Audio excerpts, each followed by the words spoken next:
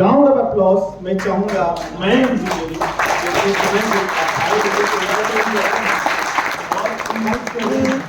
थोड़ा big clap for mister Mayank. ऐसी ताली हो जाएंगे आप। एक चीज आपको समझना है, एक यूथ की जो एक्साइटमेंट होती है वो उसके तालियों की गड़गड़ाहट और उसकी आवाज में होती है। आज हम सारे लोग अगर इस सेशन को कर रहे हैं तो इस सेशन में आज मुझे 99% अगर कोई दिख रहा है तो वो यूथ दिख रहा है। और अगर मैं बात करूं कि अगर यूथ की एनर्जी को कोई देखना चाहता है, परिस्थितियां चाहे जैसी भी हो, परिस्थितियां चाहे विपरीत हो या अनुकूल हो, अगर यूथ की ताकत और यूथ की एनर्जी को देखना है तो मैं यही कहूंगा सागर सोना के होटल में आके देख लेंगे।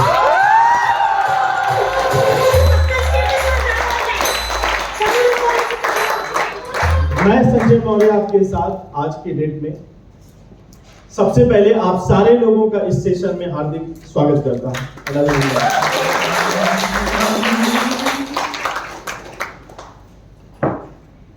आज आप सारे लोग रात भर जर्नी करके, ट्रैवल करके आना हुआ है यहाँ पे। कुछ तो जबरदस्ती भी लाए गए हैं।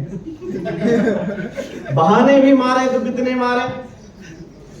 बहाने की भी एक लिमिट होती है, लेकिन अपलाइन बड़ी जिद्दी है। कहते हैं जिद पालना एक एंटरप्रेन्योर की निशानी होती है।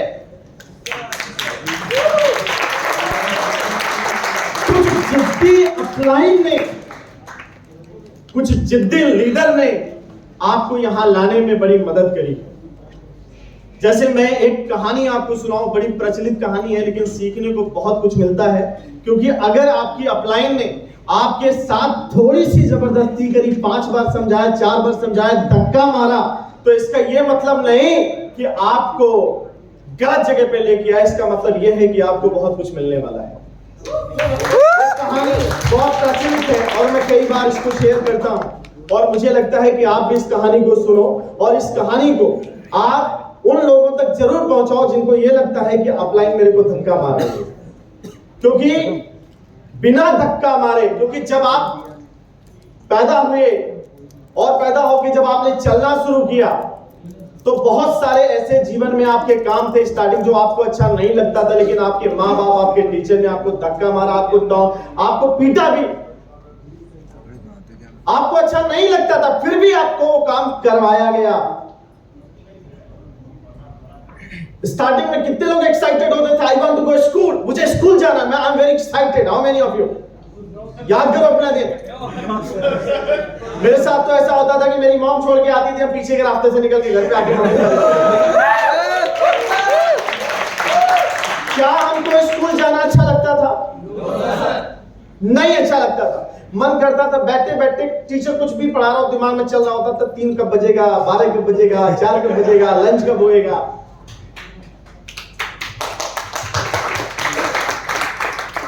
हम वो काम पिछले 22 सालों में, 21 सालों में वो काम किए हैं जिस काम में हमको मजा नहीं आता था, लेकिन कोई ना कोई जबरदस्ती हमसे वो काम करवाता था और मन में खूब गालियां देते थे।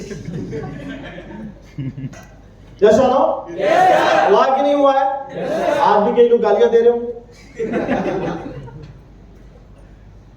कुछ लोग 2 बार 3 बार फोन उठाते नहीं उठाते, 4थी बार 5वीं बार जाता है, लोगों को लगता है अपलाइन बुरा ना मान जरा उठा ले। आपको ये समझना है कि आप यहां पे आए हो, लेकिन कुछ लोगों को यहां पे लाया गया है। मेरे को नहीं पता दोस्त कि आप कैसे आए हो यार, कितनी यात्राएं सह के आप यहां पे पहुंचे हो, लेकिन लिटरली मैं एक बात आज आपके साथ जरूर शेयर करूंगा कि आज का session, I don't know where was your last 3 years, 2 years, 1 year, whatever you have been spent with this organization, I don't know. But definitely, one thing that I can make a promise with you guys, कि आज इस session को attend करने के बाद और जो चीजें आज आपको यहाँ पे सिखाई जाने वाली हैं, अगर उसको आपने आत्मसात किया तो आज से 6 महीने बाद आप ये बात जरूर बोलोगे, thank you so much sir, आपने मेरे को जबरदस्ती ना बैठाया होता तो आज मेरी जिंदगी बदली नहीं।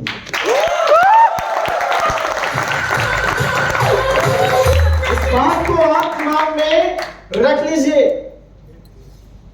और ये होना है, चाहे इसके लिए कुछ भी करना पड़े। रात दिन एक करने के लिए आपकी टीम, आपकी अपलाइन और आपका हर एक पैनल सच है।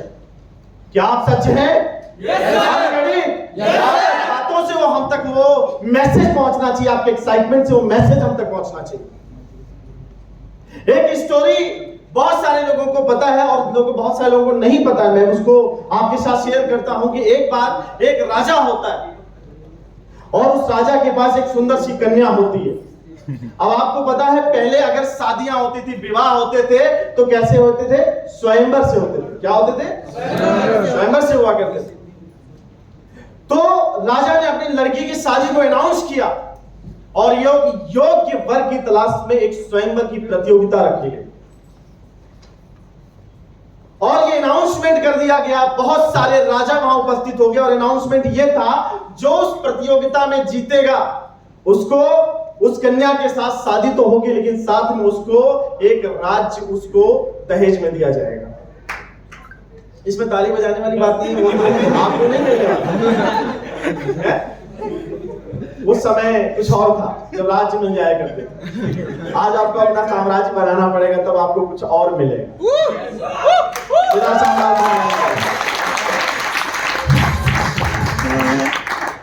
तो अनाउंसमेंट हुआ। अब उस अनाउंसमेंट में बहुत सारे राजा एक्साइटेड होके पहुंच गए, क्योंकि शादी तो होगी, कन्या तो मिलेगी, साथ में पूरा राज्य मिल जाएगा।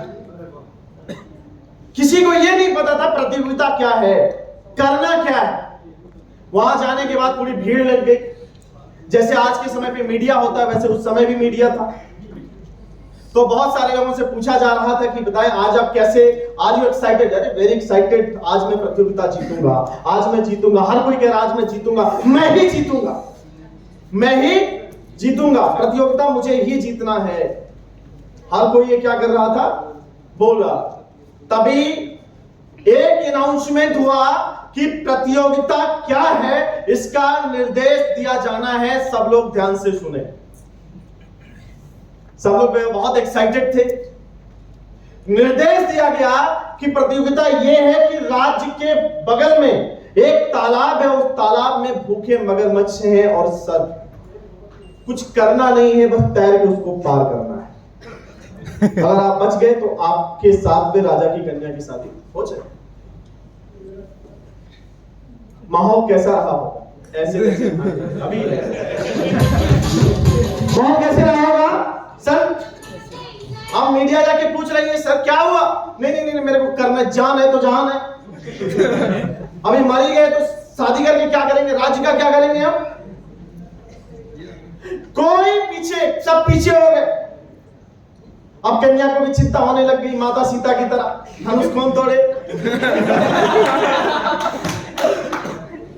पूरा माहौल चिंताग्रस्त हो गया, क्योंकि भाई एक तालाब को पार करना था जिसमें भूखे मगरमच्छ और सर्प थे, जहरीले सर्प थे। सब लोग चर्चा ही कर रहे थे, कौन कूदेगा कौन कूदेगा कौन कूदेगा। तब तक पीछे से एक आवाज आई, जंप। क्या आवाज आई?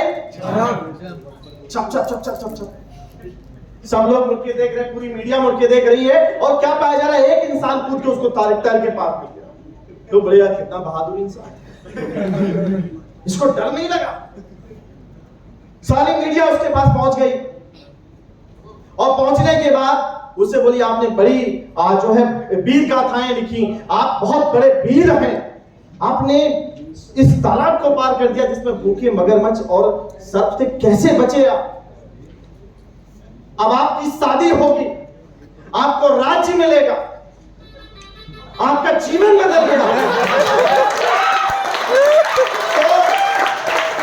तो आप कैसा महसूस कर रहे हैं? तो उसने बोला, महसूस तो बढ़िया कर रहा हूं, लेकिन पहले मुझे उस बंदे का नाम बता दो जिसने मुझे धक्का मारा।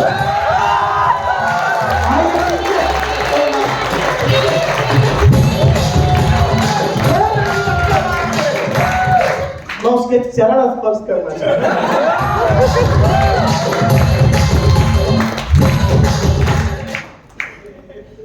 अब इस कहानी का मोरल आप ये समझिए कि जब आपके जहन में ये आया होगा कि मुझे लखनऊ एक इवेंट अटेंड करने जाना है, एक इवेंट प्रमोट किया गया है जिसमें आपको सीखना है, सिखाने के लिए लोग आ रहे हैं, तो बहुत सारे लोगों ने बोला होगा कोरोना है,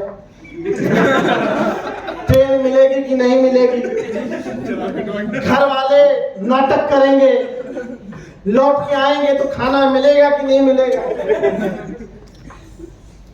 दोस्त क्या सोचेंगे। तब तक एक अपलाइन आई और बोली, धक्का मारी, बोली चल टिकट बुक हो गया।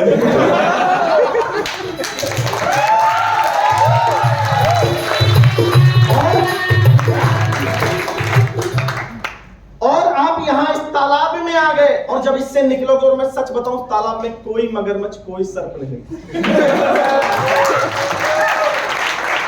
केवल वो राजा लोगों की उस वीरता का चेक करना चाहता, तुम्हारे अंदर साहस है या नहीं।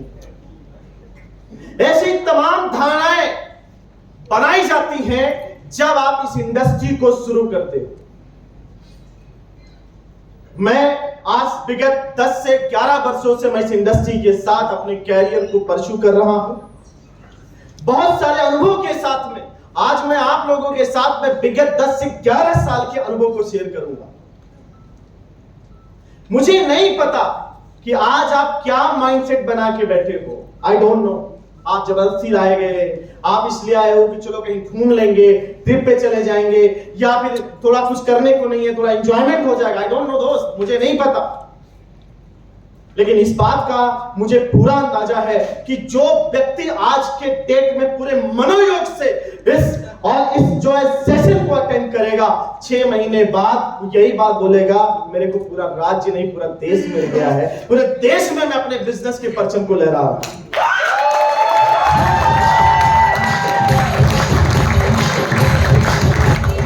क्योंकि कहा जाता है 2 तरीके के लोग होते हैं। एक वो लोग होते हैं जो खुद गलती करके सीखते हैं, जो खुद गलती करके सीखते हैं, उनको आगे बढ़ने में, उनको सफलता के शिखर पे पहुंचने में वक्त लग जाता है, क्योंकि वो बार बार गलती करते हैं और बार बार गलती करके उसको सुधार करते हैं और देन वो आगे बढ़ते हैं। अगर ऐसे लोगों के पास में कोई सलाहकार नहीं है, कोई गाइडर नहीं है, कोई मार्गदर्शक नहीं है, तो उनको सफल होने में वक्त लग जाता है। लोग क्यों कोचिंग अटेंड करते हैं, लोग क्यों ट्यूशन लेते हैं, उसके पीछे का कारण ये होता है क्योंकि उनको मार्गदर्शन मिले, क्या पढ़ना है और क्या नहीं पढ़ना, क्या चीजें, कौन से ज्ञान को लेना है और कौन से ज्ञान को नहीं लेना है, कब क्या पढ़ना है, कब क्या करना है, यह आपका मार्गदर्शक उनको बताता है। लेकिन अगर आपके जीवन में कोई मार्गदर्शक नहीं है तो आप सब पढ़ोगे, बाद में लगेगा यार ये पढ़ना बेकार हो गया, टाइम बर्बाद हो गया। अगर मेरे को कोई बताया होता कि यही करना है तो शायद मेरी स्कोरिंग अच्छी हो जाती। यस सुनो, यस सर, होता है कि नहीं होता है? Yes sir. ऐसे ही 2 तरीके के, एक तो आप खुद गलती करो, खुद सीखो। बहुत सारे व्यक्ति ऐसे होते हैं कि नहीं सर, मुझे किसी के गाइडेंस की आवश्यकता नहीं है, आई एम केपेबल, मैं केपेबल हूं। डेफिनेटली यू आर केपेबल, बिल्कुल आप केपेबल हो, बट भगवान श्री राम और भगवान कृष्ण को भी गुरु की आवश्यकता पड़ी थी मेरे दोस्त। उन सारे लोगों ने अपने ज्ञान, उनके पास ज्ञान नहीं था, बहुत ज्ञान था, ईश्वर थे, भगवान थे, फिर भी उन्होंने अपना एक गुरु बनाया, और गुरु बनाने के बाद में उनके प्रति समर्पण की भावना के साथ सीखना शुरू किया, क्योंकि उनका जीवन में एक लक्ष्य था। वो ये नहीं बोले कि मैं खुद गलती करूंगा, मैं सीखूंगा, मैं तो भगवान हूं। उनके अंदर ये मेंटालिटी नहीं थी, उनके अंदर ये था कि मुझे सीखना है। तो एक गुरु की आवश्यकता पड़ती है, एक बहुत ब्रॉड टॉपिक है। लेकिन पहले तरीके के लोग होते हैं जो खुद गलती करते हैं, खुद सीखते हैं, और दूसरे तरीके के लोग वो होते हैं जो दूसरे गलती करके, दोनों बात को पूरा समझना, दूसरे गलती कर करके जो सफल हो चुके हैं बस उन्हीं को कॉपी कर लेते हैं। जो सफल हो चुके हैं, मेरी बात लास्ट तक पहुंचना, जो सफल हो चुके। गलती बहुतों ने किया, खत्म हो गए, लेकिन कुछ ने गलती करी, लेकिन जो सफलतम श्रेणियों को अचीव किया उसको उन्होंने फॉलो करना शुरू कर दिया। मैं क्यों गलती करूं? मेरे को पता है कि अगर 10 प्रेजेंटेशन लेने में ये प्रॉब्लम आती है, मैं अपलाइन की गाइडेंस में काम करूंगा, अपलाइन से पूछूंगा सर 10 प्रेजेंटेशन में क्या क्या समस्या होती है, आप मेरे को सिखाओ और सीखेंगे और वो गलती नहीं करेंगे जो अपलाइन ने किया था, क्योंकि अपलाइन उसी रास्ते से। दूसरी कैटेगरी के लोग कि जो सीखते हैं कि हमारे हमसे जो काबिल हैं, हमसे जो आगे हैं, उन्होंने क्या मिस्टेक करे, उन्होंने क्या क्या करा और क्या क्या नहीं करा, जिसको सीख के, जिसको समझ के मुझे आगे बढ़ना है। और ऐसे लोग आपको ऐसे ही सेशन में मिलेंगे, इसलिए इस सेशन में आना आपका बेहद जरूरी है।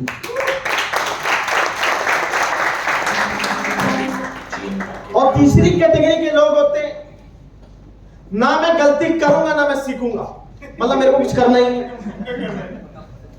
मेरे को कुछ नहीं करना है। क्यों? My father has been did all, सब कर दिया पापा। लाइफ, मैं बार बार आप सारे लोगों को कहता हूं और इस बार बार मैं इस चीज को रिपीट करता हूं, आपका जीवन बड़ा लिमिटेड है मेरे दोस्त। आप जिस एज में हो, ये एज आपके जीवन का पहली बार, आज का दिन, आज का क्षण, आज का समय आपके जीवन में दोबारा लौट के नहीं आएगा। Life is precious. और भगवान कृष्ण ने भी यह बात कही है कि जीवन को जीने के लिए एक उद्देश्य की आवश्यकता होती है। बिना उद्देश्य के अगर आप किसी अपने जीवन को जी रहे हो, वो जीवन नहीं, नर्क है। क्योंकि उस कंडीशन में आपका केवल शोषण होगा, आपका केवल इस्तेमाल होगा, आप कभी भी अपने जीवन को जी नहीं पाएंगे। जीवन जीने के लिए एक उद्देश्य का होना बहुत जरूरी है। और जिन लोगों के जीवन में उद्देश्य है, जो लोग जीवन में कुछ करना चाहते हैं, जिनके पास में एक डिसाइडेड गोल है कि सर मैं अपनी लाइफ को ऐवी नहीं जाने देना चाहता हूं, मैं अपने जीवन में ऐसा कुछ नहीं करना चाहता हूं जिससे पूरे जीवन में किसी के लिए गुलामी करूं, इसलिए मुझे इस सेशन में जाना है, इस सेशन में सीखना है, और इस सेशन से निकलने के बाद आज अगर मेरा बिजनेस एक शहर में चलता है तो अपने पूरे बिजनेस को 10 शहरों में अगले 6 महीने तक एक्सपेंड करना है, क्योंकि इतनी ताकत मेरे अंदर भी है, क्योंकि इससे पहले मेरी अपलाइन ने किया है।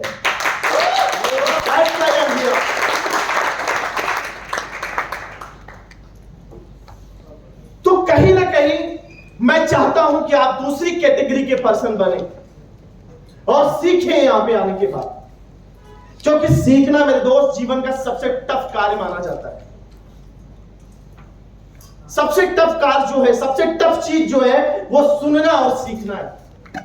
सबसे टफ है। ये ना कराओ बाकी सब करा लो, सिखाओ मत, बाकी जितना बोलो वो सब बोल देंगे। क्या बोलते हो मैटर करता है, कैसे बोलते हो ये ज्यादा मैटर करता है। बोलते आप भी हो, बोलते राहुल जी भी हैं, मतलब राहुल गांधी जी, और बोलते मोदी साहब भी। बोलने के दम पे पूरी दुनिया में, पूरे देश में शासन किया जा सकता है। मेरी दोस्त, इस बिजनेस की क्या बात है। आपके शब्दों में वो ताकत होनी चाहिए, आपके शब्दों में वो ग्रेविटी होनी चाहिए, आपके बात करने में वो कला होनी चाहिए कि अगर कोई मरने भी जा रहा हो तो उसको भी जीवन की आस लग जाए, और कोई जीना भी चाहता हो तो इतनी ताकत बातों में वो जाके आत्महत्या करे।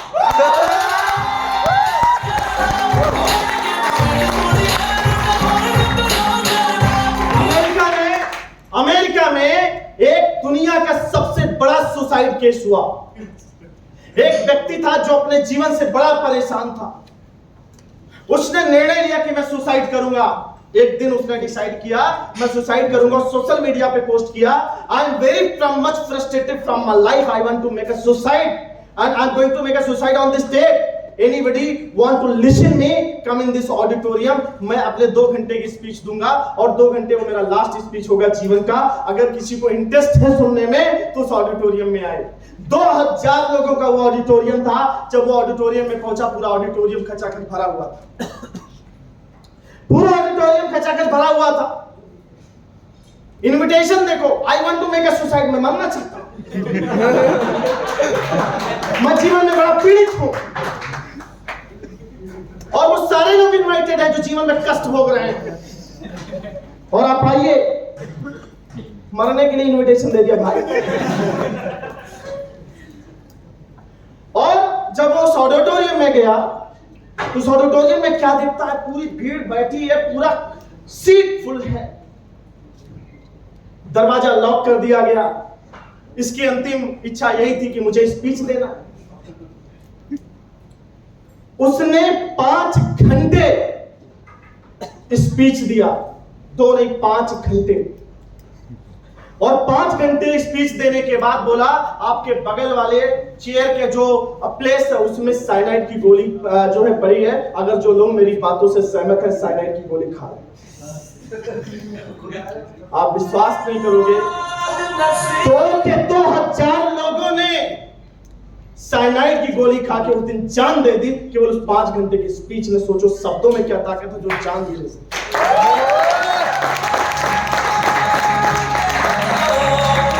ये अमेरिका, आप गूगल पे सर्च करिए, अमेरिका का सबसे बड़ा सुसाइड केस बना, जहां पे एक व्यक्ति ने 2000 लोगों को मोटिवेट कर दिया। क्या मोटिवेट किया होगा, हमको यही समझते हैं।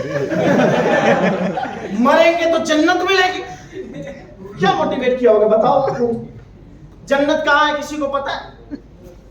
नहीं पता। क्या मोटिवेट किया होगा आप सोचो। उसने केवल ये बोला होगा, ये दुख भरी जिंदगी जीने से अच्छा है जीवन को खत्म कर। अब जब उसने 4 घंटे 5 घंटे बातें करी, तो उनसे बातें नहीं करी, उसकी बातों में इतना दम था कि उसने उनके प्रीवियस लाइफ को उनके सामने दिखाया, कितनी दर्द भरी जिंदगी है, जिंदगी क्विट कर दो। ऐसे ही दर्द भरी दास्तान मार्केट में भी लोग सुनाते हैं, नेटवर्क मार्केटिंग की 10 दर्द भरी दास्तान।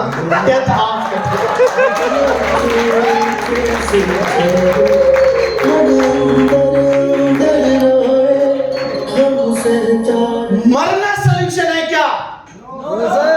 किसी चीज को क्विट करना सॉल्यूशन है क्या?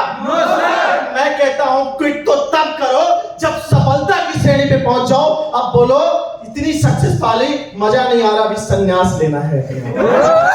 उसे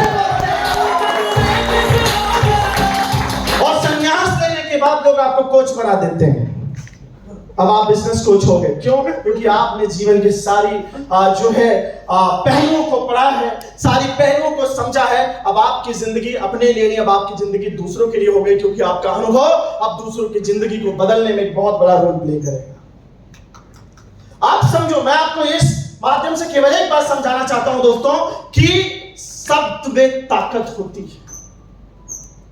मैं बहुत सारे बाबाओं को देखता हूं, आई डोंट नो क्या बोलते हैं, ना वो किसी को मोटिवेट करते हैं कि आओ ट्रेन से, ना कहीं होटल की व्यवस्था करते, ना कोई लग्जरीपन है। और आप उनके आश्रम में चले जाओ तो पता चला 1 लाख लोग बैठे हैं, और आके चंदा भी देते हैं। सबसे बड़ी बात, आके चंदा भी देते हैं। और कई सारे बाबाओं का मोटिवेशनल लेवल देखिए, शब्दों की ताकत देखिए। वो जेल में भी बैठे हैं, फिर भी कहते हैं कि तुम घबराओ नहीं, मैं अपनी इच्छा से जेल में आया।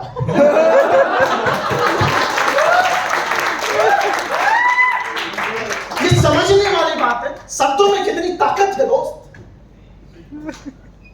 और ऊपर वाले का शुक्रगुजार करिए, ईश्वर को धन्यवाद करिए, माँ बाप को धन्यवाद करिए कि किसी न किसी के आशीर्वाद से आपको आज एक ऐसी इंडस्ट्री में आने का मौका मिला है, एक ऐसी इंडस्ट्री के साथ अपने आप को चलाने का मौका मिला है जो आपकी हैसियत नहीं देखती, जो आपका स्मार्टनेस नहीं देखता, जो आपका फैमिली बैकग्राउंड नहीं देखता, जो आपकी डिग्री नहीं देखता, जो आपकी आर्थिक स्थिति को नहीं देखता, केवल यह देखता है अगर तेरे अंदर इच्छा शक्ति है और बोलने की कला है तो नॉट इवन लखनऊ, पूरे देश पूरी दुनिया पे तू राज कर सकता है।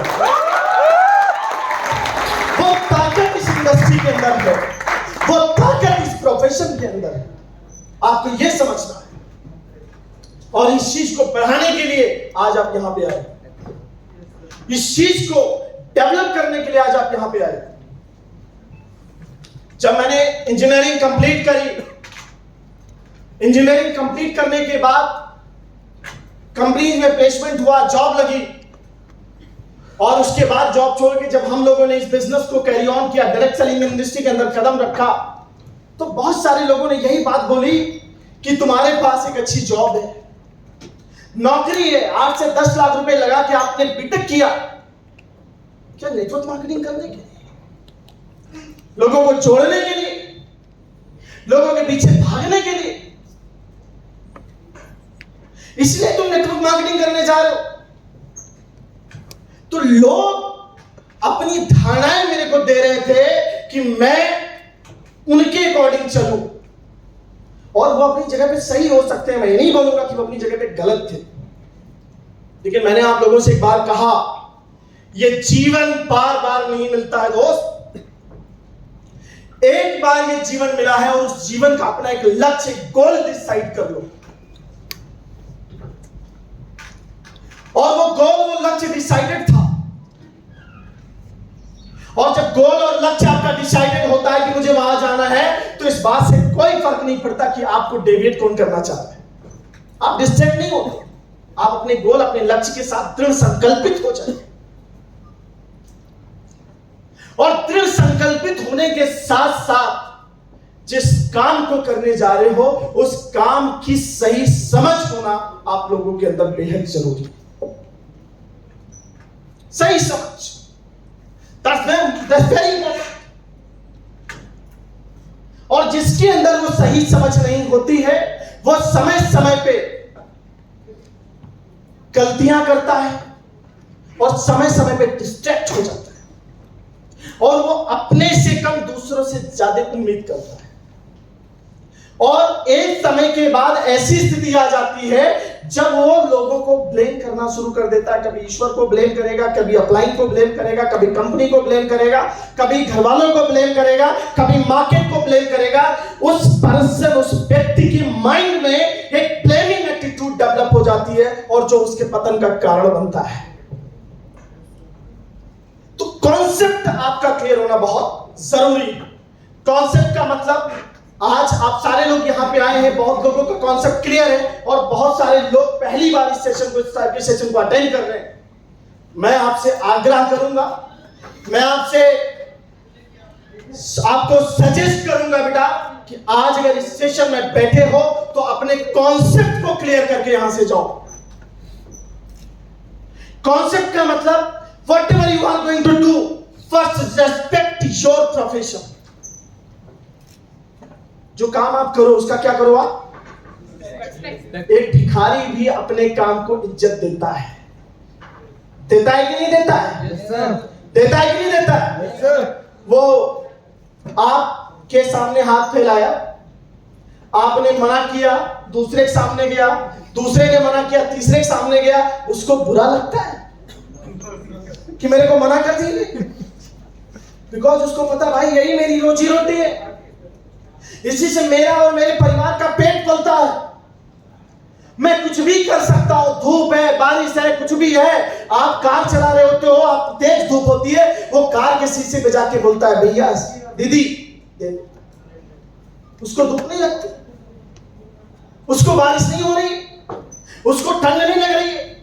आप वैनिशन एलन सोली ब्लैकबेरी का जैकेट पहन के बैठे हो और वो एक नॉर्मल सा कपड़ा पहन के घूमता भी है, बिकॉज ही लव ही जो है अपने प्रोफेशन को प्यार करता है, लव हिज प्रोफेशन। एक भिखारी को भी ये बात पता है कि जिस चीज से मेरा धन, मेरी घर का भोजन चलता हो, जिस चीज से मेरे परिवार का पेट पलता हो कभी भी, और जिस चीज से मेरी लाइफ में खुशियां आ रही हो ना, मैं जीवन में कभी उसका डिसरेस्पेक्ट नहीं करूंगा, उसके प्रति में कभी बहाने नहीं बनाऊंगा, क्योंकि कोई देखे या ना देखे ऊपर वाला देखता है, और रिजल्ट कौन देता है? रिजल्ट कौन देता है? ऊपर वाला। रिजल्ट कौन देता है? ऊपर वाला देता है।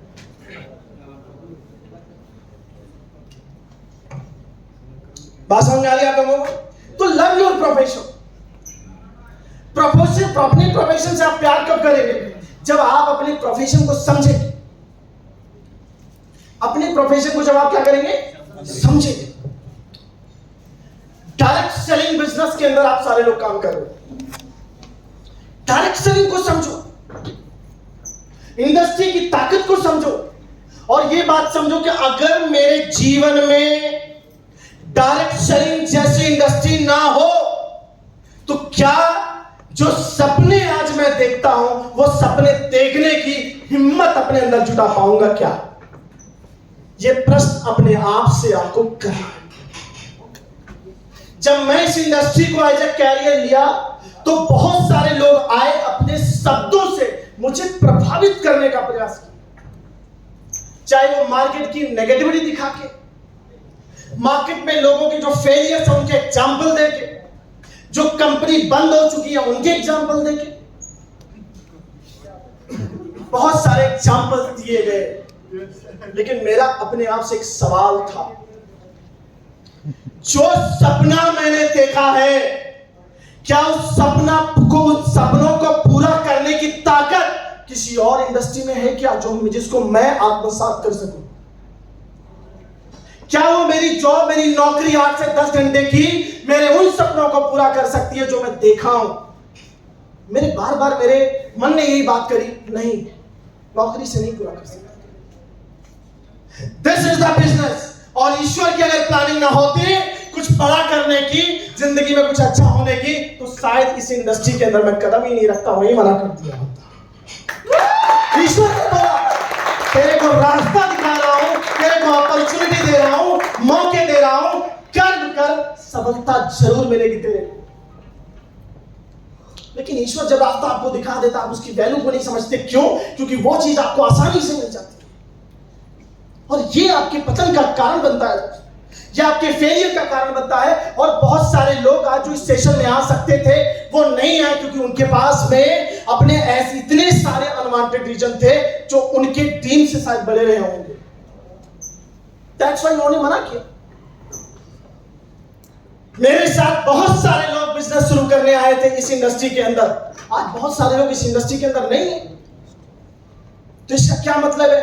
मुझे भी छोड़ देना चाहिए, मुझे भी बैठ जाना चाहिए, और मुझे भी लूजर बन जाना चाहिए कि जब मैं कभी भी शीशे के सामने खड़ा हूं, आईने के सामने खड़ा हूं, तो अपने आप से नजर न मिला। मैं बिल्कुल छोड़ देता अगर ये इंडस्ट्री गलत होती, मैं बिल्कुल छोड़ देता अगर ये कंपनी गलत होती, मैं बिल्कुल दूसरा रास्ता इख्तियार कर लेता अगर इस इंडस्ट्री में ताकत नहीं होती मेरे उन सपनों को पूरा कराने की। मेरे दोस्त, और मुझे डायरी पे लेके उठाया, लिखा, देखा, समझा, और बार बार मुझे एक ही बात समझ में आया, इस इंडस्ट्री में तो ताकत है, अगर तेरे अंदर ताकत होती तो रास्ते पे चल के दिखा। इस इंडस्ट्री में ताकत है, अगर तेरे अंदर है तो चल के दिखा। और एक कमिटमेंट अपने आप से करा था, चाहे कोई भी स्थिति आ जाए, कोई भी परिस्थिति बन जाए, आप टूटेगा नहीं, आप झुकेगा नहीं।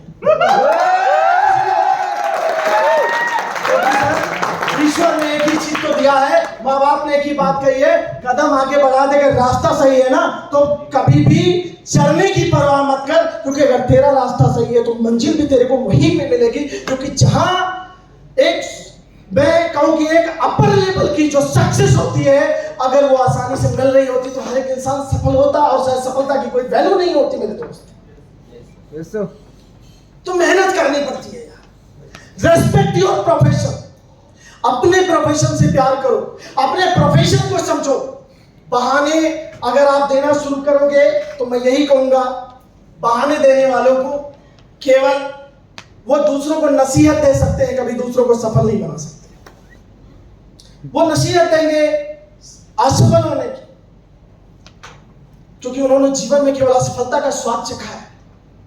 तो इस इंडस्ट्री की ताकत को समझिए, और इस इंडस्ट्री के बारे में बताने के लिए बहुत सारे लीडर्स आज आपके सामने आएंगे, जिन्होंने अपने जीवन में संघर्ष किया, सफलताएं अर्जित करी, मुकाम हासिल करा, और आज एक लेवल पे पहुंचकर दूसरों के जीवन को इंस्पायर कर रहे हैं। तो क्या आप उनको सुनना चाहते हो? Are you excited? Are you excited? तो मैं चाहूंगा सुने।